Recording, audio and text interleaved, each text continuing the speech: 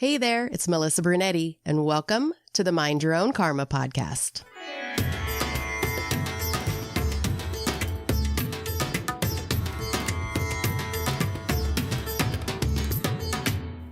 Hey there, Karma crew. Thanks for joining me for this episode of Mind Your Own Karma Beyond the Bandage.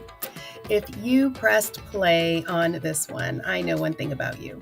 You are ready to open your mind to what lies beyond this life, or maybe even many lifetimes. We're diving into a conversation that stretches across dimensions of time and consciousness today. My returning guest is Craig Meriwether, a certified clinical hypnotherapist and past life regression specialist. He helps people access their subconscious mind to heal trauma, not just from this life, but possibly from past ones too. It's time to rip off the bandage and dive in, because this episode might just change your life. We're welcoming Craig Meriwether back to the show today. Hi, Craig. Hi, how are you doing? So good great. to speak with you again. Yes, I know. It's great to have you back on the show. We are talking about past lives today. You and I both know that healing is not like a linear process. It can be layered, it can be messy. And I believe that sometimes it can even stretch into boundaries of past lifetime. So I wanted to kind of take the listeners, excuse me, into that bigger space with you. So let's start peeling that back. Okay, yeah, it's going to be a vast and a deep conversation. So it's always fun and interesting. So let's do it. All right. So for those who are hearing about this for the first time, how do you describe what past life regression really is beyond the Hollywood cliches and what we see in movies and on stage? Yeah, the idea is that we are spiritual beings and we have souls, and that these souls exist outside of our time here on Earth in this current life that we're having right now. That we come to Earth and incarnate as people in order to learn, in order to grow, in order to develop as souls. One of the great books out there that describes this really well is Michael Newton's Journey of Souls and the follow-up Destiny of Souls. Yeah. He was a psychotherapist working in, I think, 1969, when he accidentally regressed somebody back into spirit realm, or the soul world, or life between lives, as he's called it. He thought he was going to regress somebody as a psychotherapist, as a hypnotherapist, back to childhood to deal with some issues. Instead, this person went all the way back into soul world.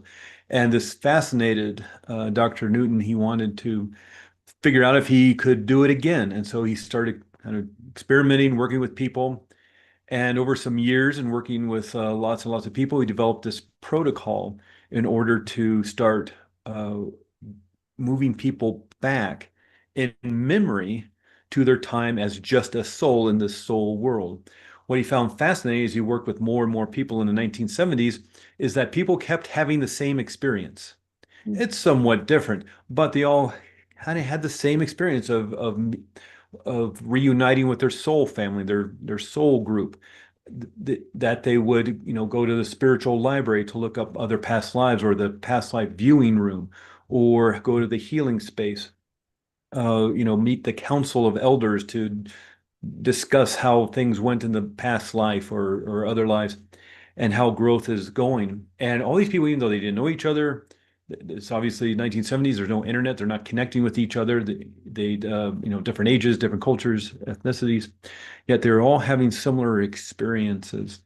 And he writes about this in his book, which came out in 1992. So he had about 20 years experience working with thousands of people who all had similar experiences.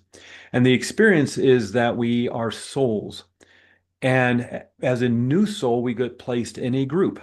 And it's sort of like you meet all your friends in first grade, and that group goes all the way to getting their master's degree in being a human, or not a human, but being a soul, being a spirit. And part of those lessons that you learn involve incarnating here on Earth in order to learn, in order to grow.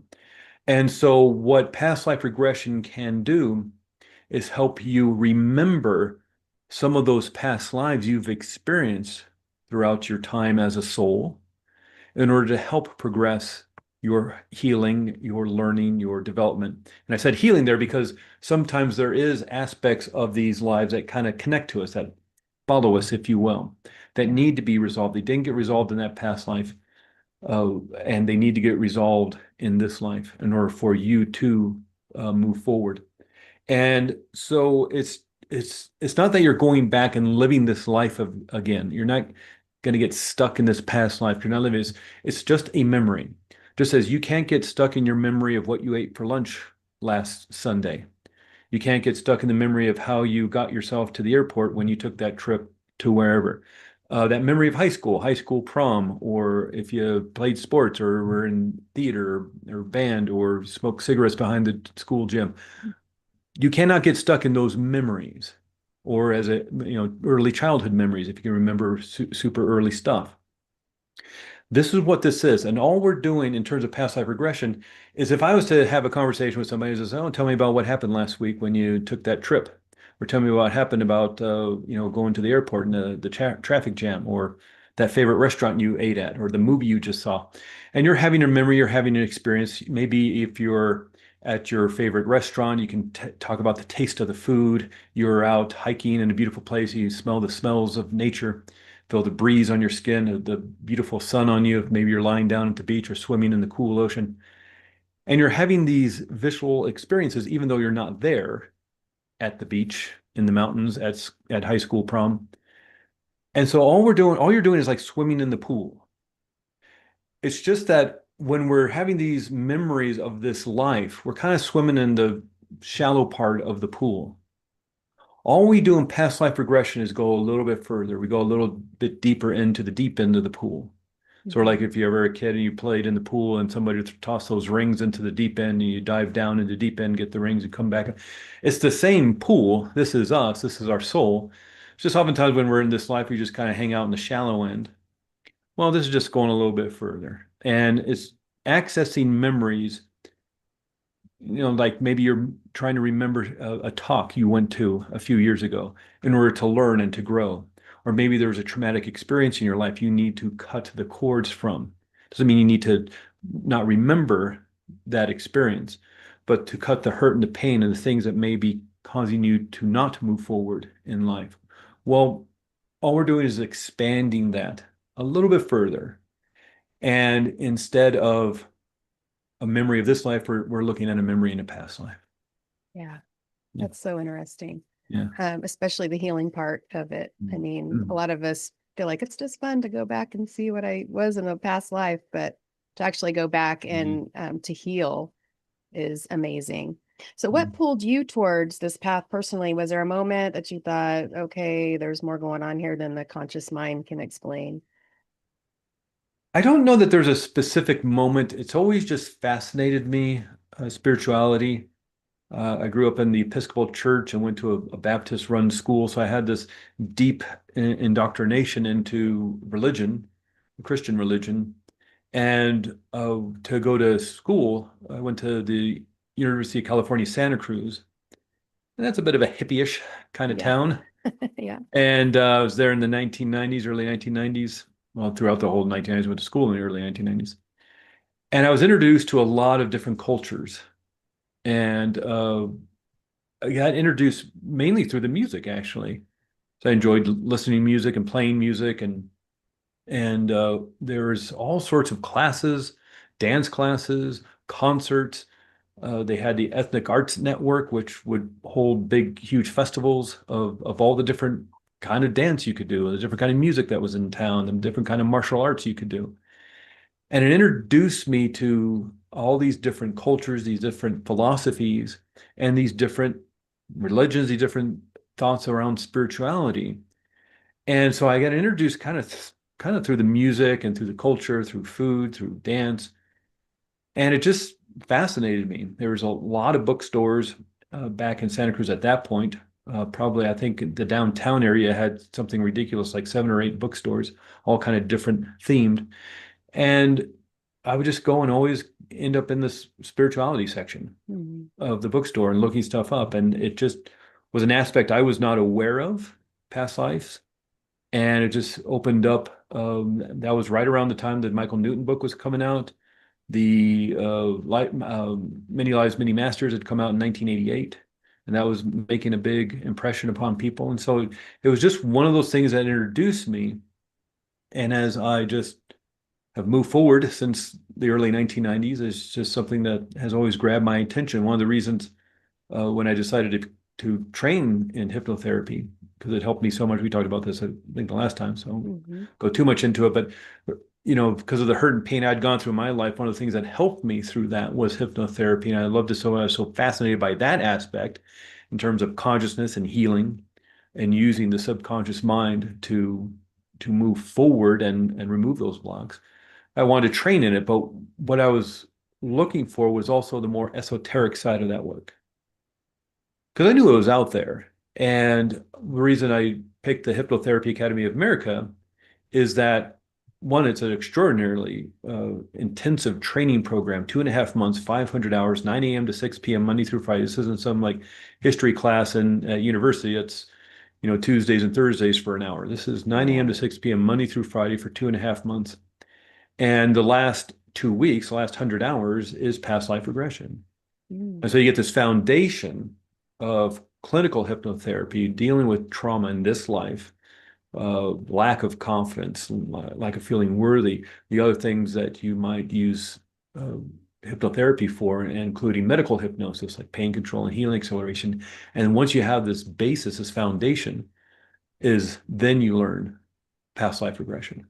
In fact, I even had taken a break after I learned medical hypnosis for a year, just to kind of settle in to that work. And then about a year later, took the last 2 weeks, last semester. And the reason I picked that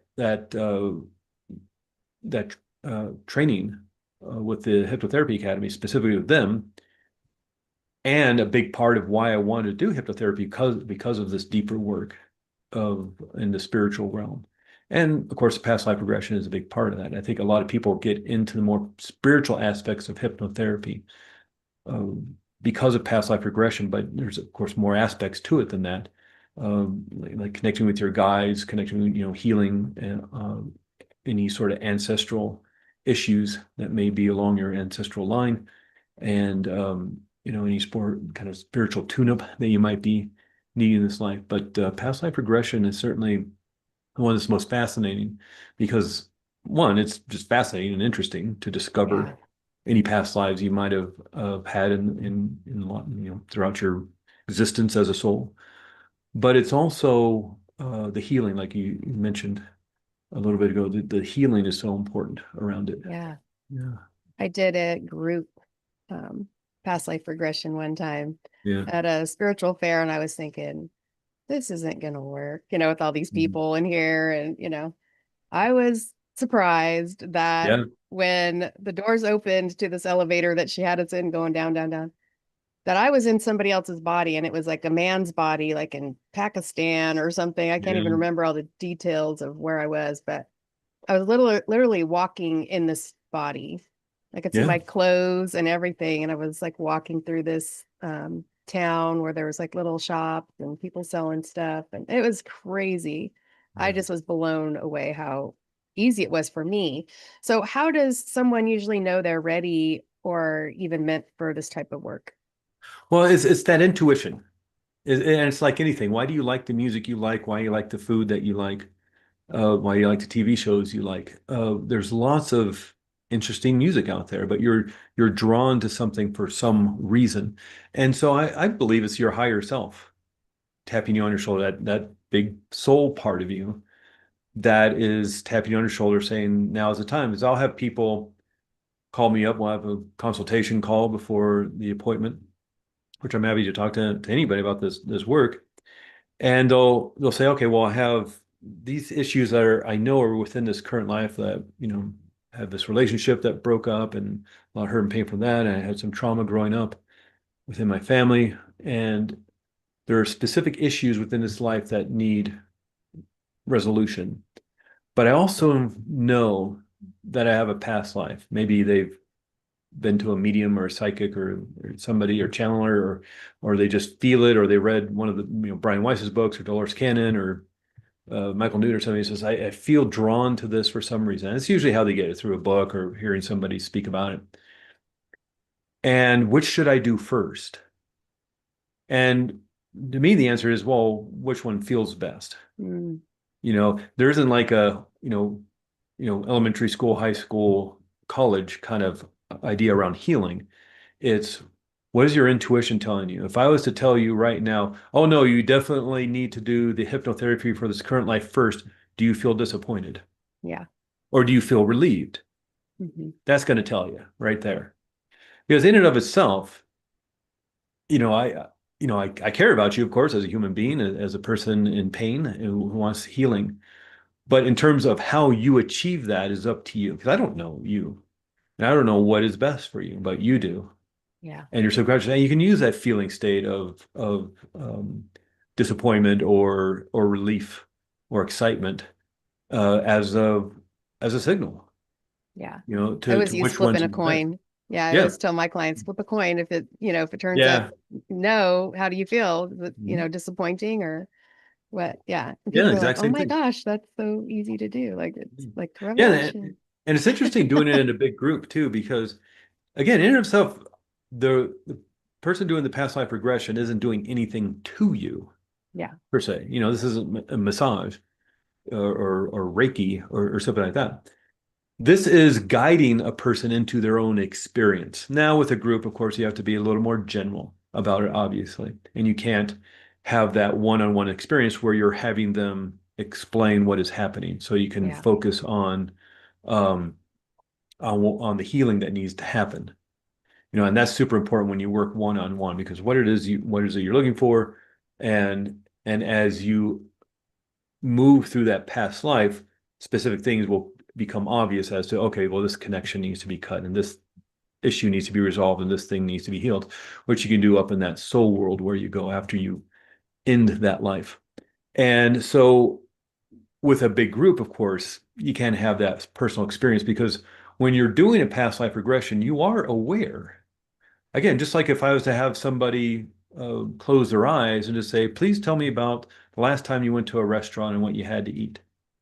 You're aware of it, you're talking to me, but you're not conscious of this present moment. Tell me about something fun or weird or strange that happened in high school. Tell me about high school prom. What did you wear? How'd you get there? You rent a limousine? Where'd you go to, who'd you go with? Tell me about that person. And so, oh yeah, I remember that. Well, you're not specifically in this present moment.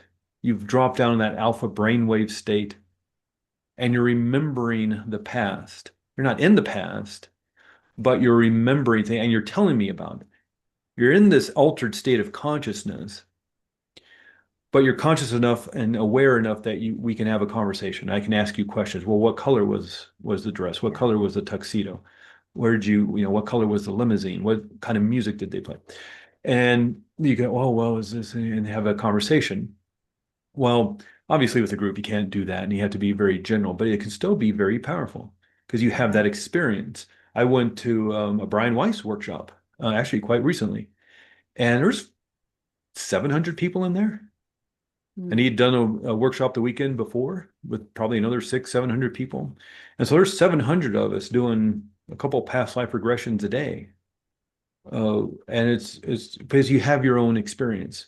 Yeah. And having said that, it's not always a point of view kind of experience. Like I felt myself walking around in a bike. That certainly can be part of it.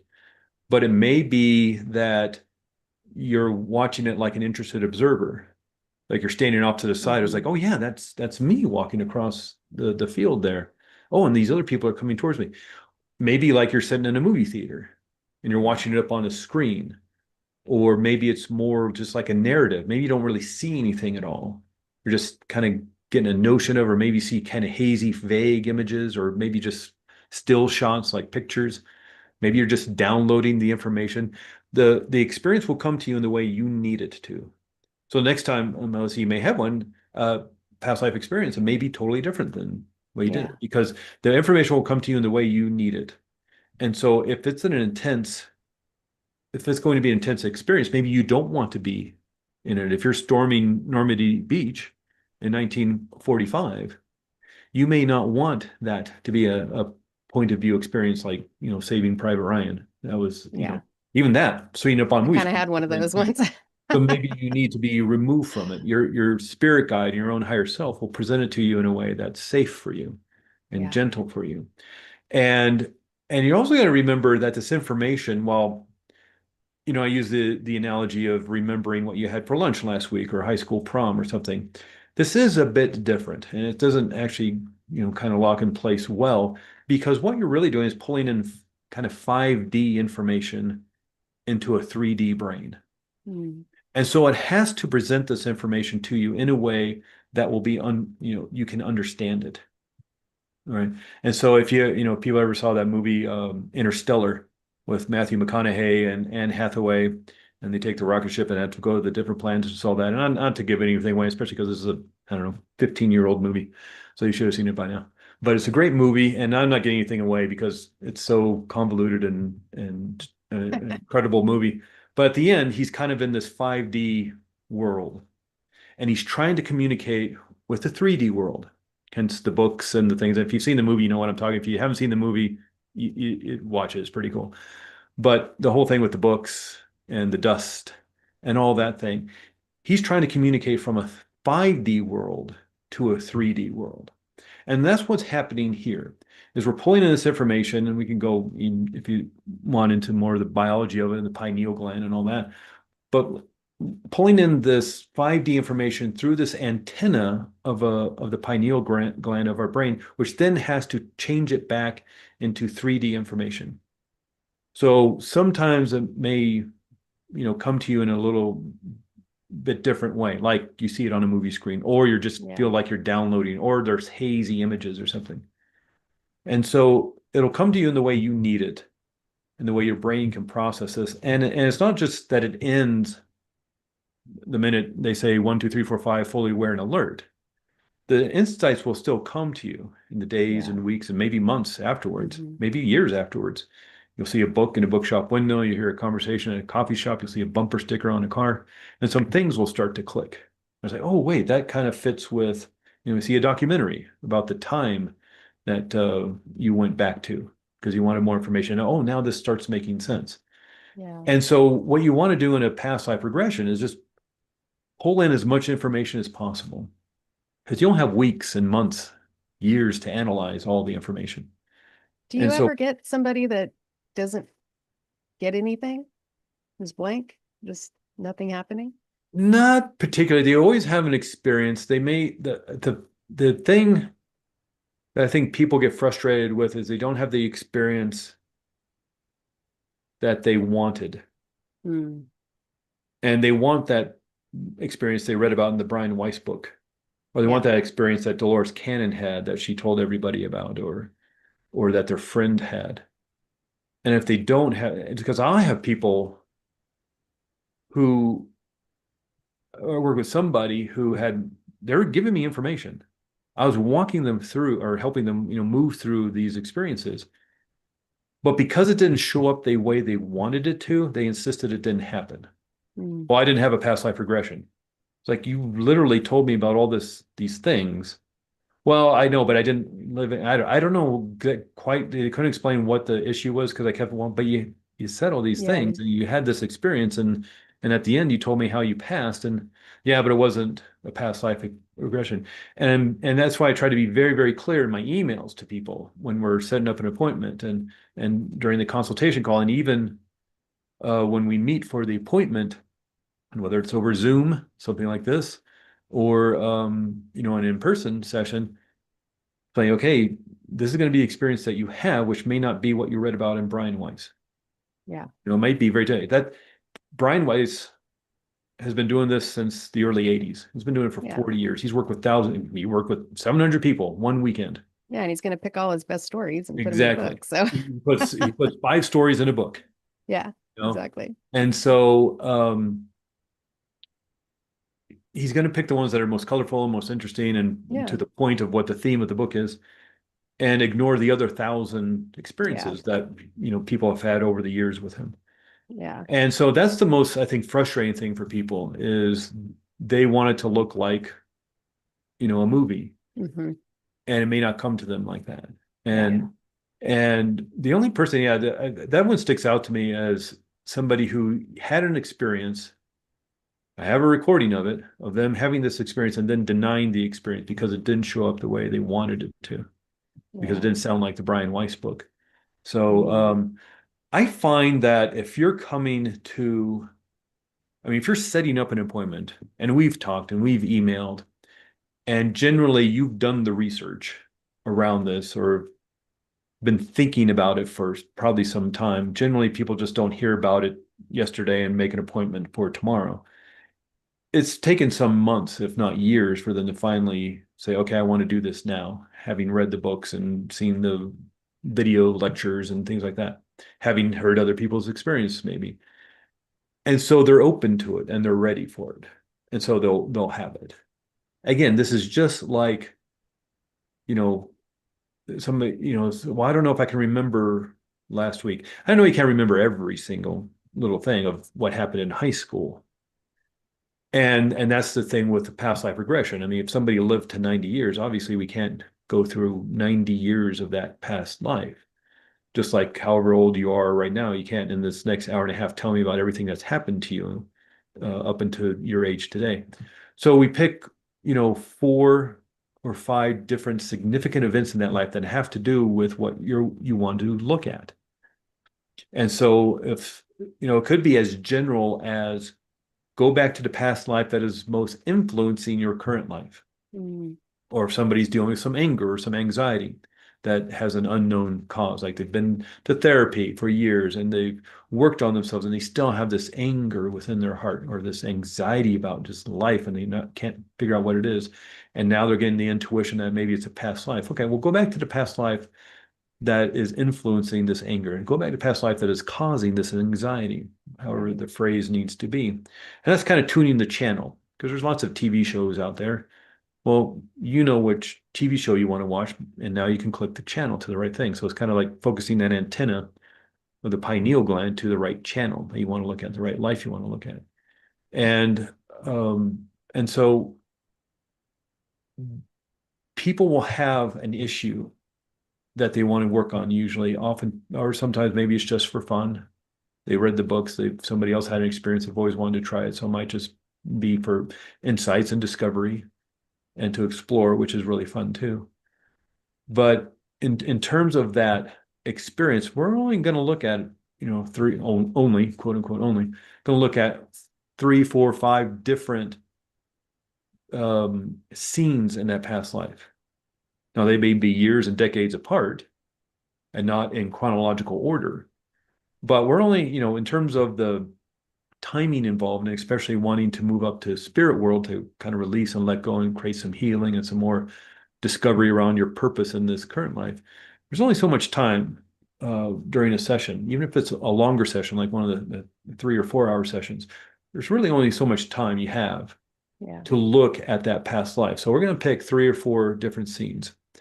And it's as simple as, okay, well, now you're going to leave that scene and you're going to go to the next significant event in that life that has to do with healing the anger in this current life. I'm going to count to 3. You'll be at the next important scene. 1, 2, 3, be there now, whether you're younger, older, or the same age. Because I've had people, sometimes it's chronological. They start at age 12, then they're 22, and then they're 35, and then they're 80. I've had other people kind of jump around. So they start at 25, then they're 9, and then they're 52, and then they're 27. And, you jump around. I've had somebody who did a World War II situation in just 3 days. His entire situation took place over 3 days in World War II, because that's what he needed to heal and release and let go, not decades worth of issues in that life, just this 3 days of this World War II experience. And so we did, 4 or so significant events in that life that all had to do within hours of each other. Yeah. Over the course Well, of let's talk about trauma that comes up Mhm. And the healing part of it. So does just realizing and seeing, it stems from this past life, thing that happened to me. Is that all it takes to heal? Is there do you put a new ending on it? Like how does that healing part look like? The recognition that something happened to you often brings a lot of relief that this, whether it's anger, anxiety, or even physical pain, once you understand, it had to do with this, there's a lot of that heaviness can be released right then. But we do go to the end of that life. Let's say something happened to them when they're 20, they live to be 80. We get to the end of life, and that's what's important because that's usually a throwing action. That's where the connections happen to this current life. What are you holding on to as you pass? Mm. Are you upset about that life? Is life fair or unfair? What do you think about love? What do you think about relationships? Are you carrying anger with you? Are you carrying fear with you? And as you leave the body as a spirit, what are you holding on to? Are you vowing revenge in your next life? And then once that aspect of the past life regression is over, that life is over, and you're in spirit form again, we move up to spirit world, that life between lives that Michael Newton talks about. And that's where healing happens. Mm. And we always go, assuming it's not just a discovery or a fun experience, but there's healing that needs to happen. It happens in the soul world. What better place to start letting go and disconnecting those cords? And people's healing experience is different.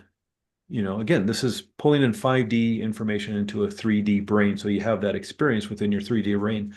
But some people go to the healing place within the life between lives, and maybe they go with their spirit guide. Maybe there's other healing beings there that help, kind of like a hospital, like a spirit hospital or something. Maybe they're on their own. Maybe the healing has to do with an energetic healing or a spiritual healing, or it involves light or water or some other way. Again, I don't know that there's water or light or spirit hospital in life between lives. But again, that's how the brain needs to process this 5D information, by putting it into a 3D context. But that's where the healing happens. And if you need help within that healing place, you have it. There's healing beings, there's their spirit guide.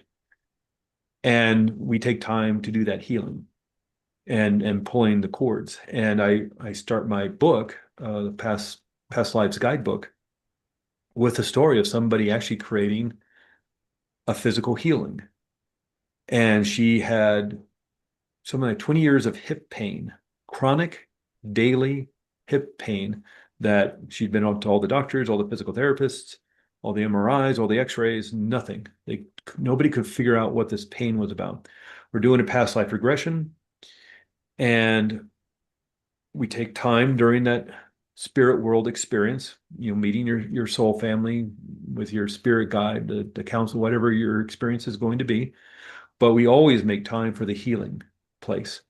Again, however that shows up for you. And part of that is pulling the cords. So pull the cords. Now, she didn't tell me about hip pain.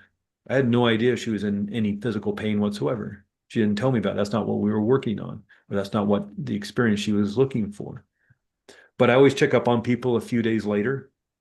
Say, how are you doing? Just if you have any questions, just want to see how things are going. And she emailed me back and said, yeah, the hip pain I've had for 20 years is gone. That's literally the first line of my book. And she told me this experience of there was a big, huge cord on her hip. And when now we were doing the process of pulling the cords, of which I'm silent and giving them time to do their healing work, which may be minutes, 5, 6, 10 minutes, 15 minutes, what people need to do their healing work, that while I'm silent.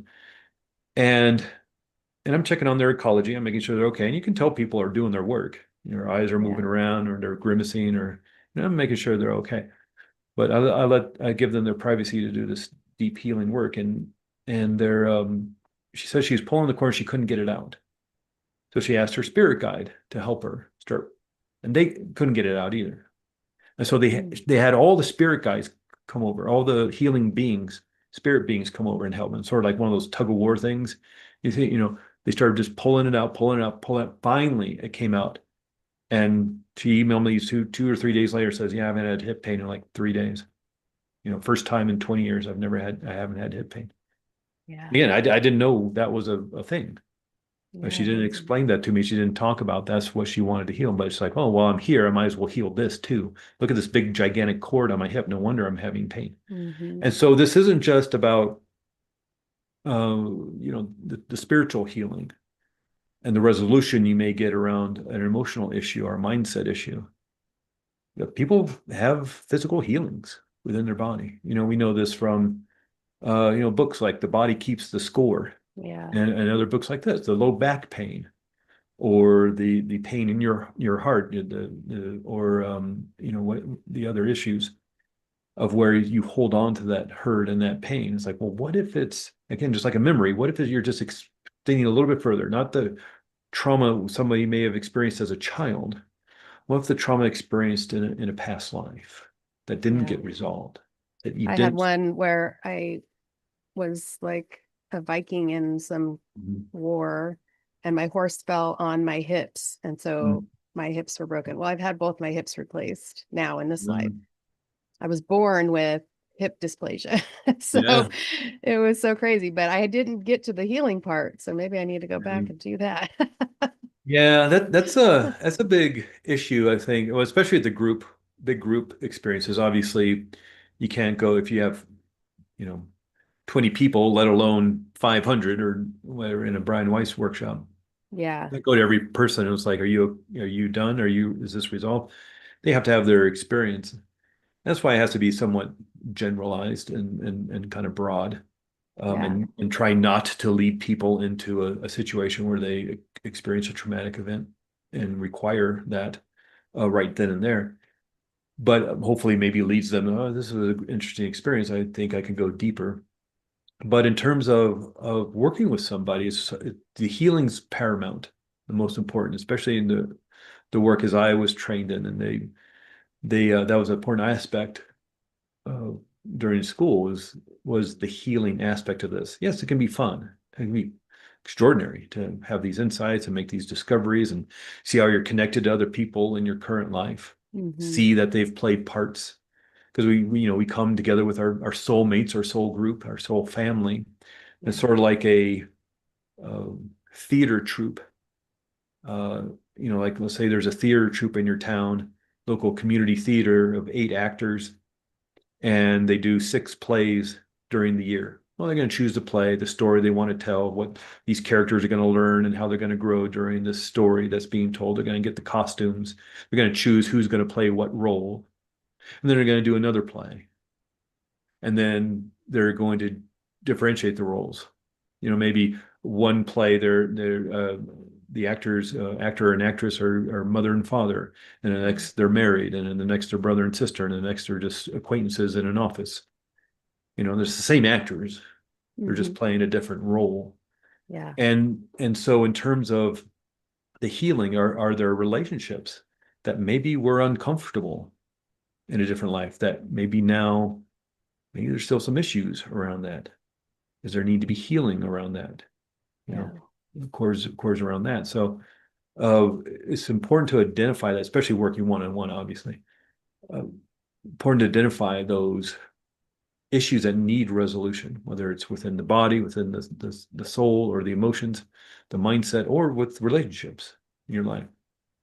Another story I tell in the book that was told to me during training was that the teacher at the time was doing this specific lesson that day was talking about how when he was talking to a friend of his, oh yeah, I'm learning hypnotherapy. This is God way back in the 1980s when he was doing this his training, and he said, "Oh yeah, man, I'm learning past life regression. I think I'm going to focus on past life regression." His friend said, "Oh yeah, my ex-wife went to did a past life regression, and in her past life regression, it was kind of a medieval time, and she had was kind of an instigator and for the community and against the authority figures, and they wanted to make an example of her because she had a big mouth and was creating issues within the authority figures, and so they threw her in jail and then tortured her to death and Mm. starved her to death. And during her past life regression, she made the connection that the jailer who was torturing her was her husband in this current life, and they got divorced Yeah. because there's no I read healing. that. There's Yeah. there's no resolution. It's just like if well, I'm sorry about that experience. That sounded intense. See you later. Hmm. And there's somewhere in New Mexico, there's a divorce decree in the county building. I'm sure there's other issues with that relationship, but the Yeah. final straw was, oh, and you did this to me. There's Right. a divorce decree that mentions a past life progression. because there is no healing around it, Yeah. and it destroyed somebody's life, Yeah. two people's lives. Maybe they had kids, and so it's paramount. That story has stuck with me over the many, many, many years since I heard it, and it focuses my work on doing past life regression, on what's important. Yeah. Yeah. I think, well, when I had my episode of, the horse falling on me, I was in training. And so we were practicing on each other. And I don't even know if at that point we even realized that we could go and past life regression and somatic work. And I think the person just didn't know what to, like, what am I supposed to do with this? So, yeah. So now, obviously we have the training, but that's but I just realized that I never really went back and like tried to tap into that again and like finish it, Yeah. So interesting. So what's one truth about the soul that you wish every person could understand? I think one truth, that's a very interesting question. I think one truth is that we're here to learn and grow. We've talked about that, mentioned that already. But I think if you really took that to heart, and it's not to excuse bad behavior or say you didn't have trauma in your life or you aren't hurting or in pain right now. But if you look, especially like those Michael Newton books, Journey of Souls, Destiny of Souls, and you look at the broader picture of it, I think it makes it a little less heavy. Doesn't mean it doesn't hurt. Doesn't mean you weren't in pain or you didn't have a traumatic experience in that. And people shouldn't be in jail or you shouldn't have protective orders against people or anything. But you look at it and how does it serve you in terms of your growth and your learning? And it could become an empowering tool for a person. Yeah. To when you flip that story and say, this can actually empower me to become an even better person, maybe, and grow and develop as a spiritual person, a soul. And it doesn't, it's not that it makes things easier, but I think you can gain a more profound and in-depth healing and growth when you realize that you can take the power. Mm-hmm. And through that, and I know it's cliched and I know it's obnoxious even to like tell somebody who is hurting and who is in pain, well, aren't you going to learn from that? And it's like, I know the way it sounds. And it's difficult when you're in it. Yeah. To like have somebody who's not hurting and not in pain tell you, well, what can you learn from this and how can you grow? I know that's obnoxious, but it becomes empowering. If you can get past the obnoxiousness and the clichédness of it, it actually becomes very empowering to you. And you can release a lot of that heaviness. And it doesn't mean there's not still work to be done and it's not more healing to be done, maybe, but if we're here to learn and to grow and to develop, and sometimes it's that stress and that tension and that pressure, coal makes the diamond through the pressure. Doesn't mean it's comfortable. Yeah. And sometimes, maybe it's the uncomfortable stuff that gives us the most growth and the most learning. Again, it's not to excuse bad behavior or even to, let them out of, jail early. It's your healing and your growth and your development. And by releasing a lot of that heaviness and understanding that you're a soul here with maybe a higher purpose to evolve to, how can you use this to help propel you forward? Yeah. And so your healing is your responsibility, unfortunately, and it doesn't really matter what the other party does or doesn't do. It's still your responsibility to do what you can to. And it's a mind twist. What if that person is part of your soul group? They had to hire an actor to play Darth Vader. Yeah. When they do those World War II movies, they have to hire an actor to play, the people on the other side. So, and that's where it becomes, and again, it becomes mind twisting, and it's a hard one to kind of wrap your mind around. Yeah. When you say, okay, well, what if a member of my soul group or my soul family, or maybe a neighboring soul group, sort of like a school has 3 fourth grade classes with their own teacher, but they get together at the end of the year to do the big production, big school play together, whatever. Well, what if one of those people, a extraordinary loving soul, volunteered to play that person, and and again, it doesn't excuse the behavior. Yeah. And people need to be in, the actions have consequences, and maybe that's part of their learning and growth, or Right. maybe the karma, and that's a whole another Yeah. 5-hour conversation. Right. But and again, it becomes mind twisting. Yeah. And It's fascinating. Yeah, it's fascinating and amazing, and you just need a couple of cups of tea to try to wrap your head around it, and that's where the books come in, and that's where the groups where you can sit and chat about this stuff. It's not look at this 45-minute conversation we're having together, and that's going to resolve everything. Yeah. But hopefully it'll open it up to Right. exploring some more, Yeah. and finding some healing through that. Yeah. So you have a new book. Where can we find your book? The Past best Lives place is Guide Amazon. you. It's I have it right here, actually. I didn't mean for that to happen. I was looking Me at the too. other day. It's right here. Oh, you got it. Yeah, how about that? Amazon is the best place, just because I can control the pricing a little bit better on that, because it's that self-published thing. I'm sure your bookstore can order it, but it's going to be,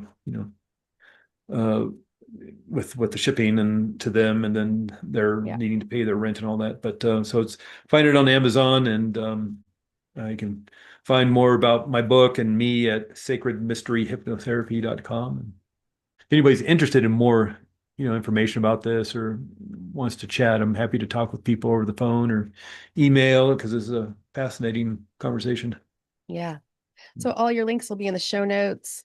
Craig, I know that people listening are going to be replaying in their heads tonight, thinking about that one fear, that one anxiety, and where it's coming from. And so that curiosity alone is really the first breadcrumbs to healing. So get in touch with Craig. Like I said, all his links are in the show notes. Thanks again for coming on today. Thank you, Melissa. Thank you so much.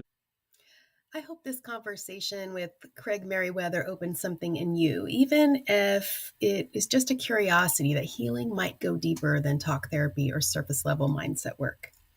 If you've been feeling stuck in patterns you can't explain, or emotions that don't seem to belong to this version of your story, maybe there's something more to uncover. Maybe your healing journey is bigger than just this lifetime. Craig's work in past life regression shows us that the subconscious doesn't care about time, it cares about truth. And when we access that, real transformation is possible. If you're curious about working with your own subconscious in a grounded, safe way, check out Somatic Mindful Guided Imagery Sessions with me. It's a powerful path to uncovering your inner wisdom and finally feeling at home in your own body. The link is in the show notes. Want to be a guest on Mind Your Own Karma? Head over to mindyourownkarma@gmail.com to tell me how your work aligns with my healing mission here on the podcast. Thanks for being here today, Karma Crew. And as always, take what you need and leave what you don't. And always remember to mind your own karma. I'll see you next time.